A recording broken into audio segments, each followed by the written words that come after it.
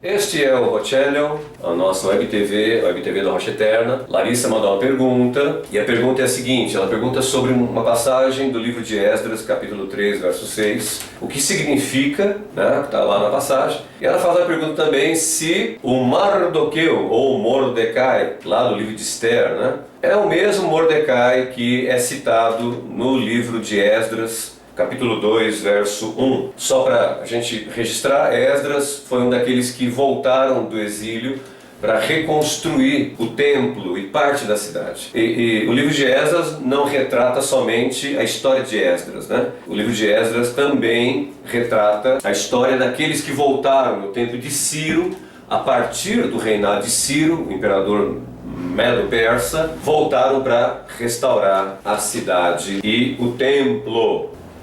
Então, a primeira parte da pergunta da Larissa é o seguinte: se o Mardoqueu, ou Mordecai, a forma hebraica, grega do nome, que é citado aqui em Esdras 2, capítulo 2, verso 1 em diante, diz assim: esses são os filhos da província que subiram do cativeiro, estavam no cativeiro lá em Babilônia. O pessoal foi para o cativeiro, Nabucodonosor era imperador. Anos depois, o Império Babilônico foi conquistado pelo Império Medo-Persa, e é por isso que tem o Ciro já é imperador do Império Medo-Persa. E quando ele fala cativeiro aqui, ele está falando desse cativeiro que começou lá em Babilônia, com o Império Babilônico, e depois com Ciro. Os que vieram com Zorobabel, aí ele vai dizendo os nomes aqui: Jesuá, ou Jesua, Neemias, Seraías, Reelaías. E aí aparece o Mardoqueu. Bom, aqui é o seguinte, provavelmente não é o mesmo Mardoqueu, o tio de Esther, porque era o tempo do rei Ciro, do imperador Ciro. E o Mardoqueu, a Esther, eles viveram no tempo de um imperador que veio bem depois de Ciro. O nome dele era o Assuero, ou Artaxerxes. A segunda parte da pergunta é a respeito de um trecho do livro de Esdras, capítulo 3, verso 6. Então diz aqui: desde o primeiro dia do 7º mês, começaram a oferecer holocaustos ao Senhor, porém ainda não estavam postos os fundamentos do templo do Senhor. E aí a Larissa perguntou, falou: então, já tinha lá o pessoal fazendo holocaustos e não tinha templo ainda. E ela pergunta se há algum simbolismo nisso. Na verdade, simplesmente, o que aconteceu aqui? O pessoal voltou do exílio para Israel, eles estavam reconstruindo a cidade, parte da cidade e o templo. O templo, o texto fala, não tinha sido restaurado, mas eles já estavam oferecendo holocaustos. Por quê? Porque o texto fala, o capítulo, que eles já tinham reconstruído, feito lá um altar.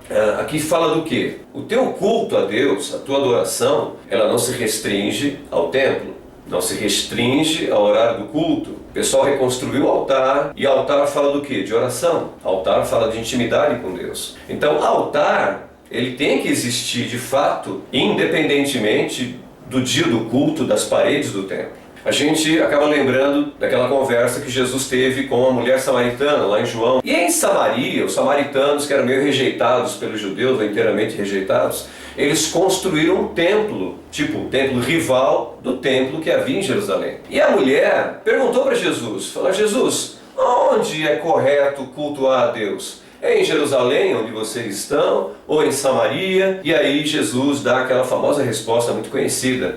Ele diz assim: nem em Jerusalém, nem em Samaria, porque chegará o tempo. E aí Jesus fala assim, que o Pai procura aqueles que o adoram em espírito e em verdade. Chegará o tempo que nem em Jerusalém, nem em Samaria. Na cabeça dela, culto é dentro do templo. Culto é aquele horário de domingo que a pessoa vai para o culto. É a cabeça dela e a cabeça de muita gente. E Jesus está respondendo que não é um culto na vida, mas é uma vida de culto.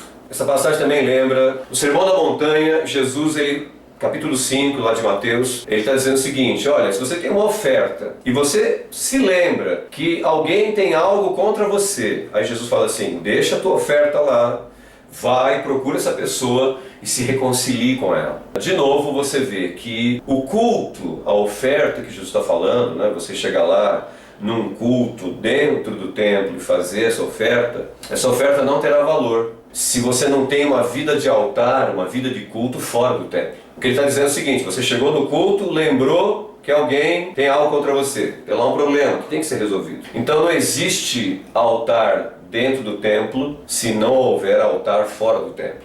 Não existe relacionamento na vertical com Deus se os relacionamentos na horizontal com as pessoas estão um problema. Então é preciso ter, como diz o texto de Esdras, ter altar mesmo sem existir o templo. Ok? Mande sua pergunta para o Facebook, entra lá na página do Hot Channel e até o próximo Pergunte ao Pastor.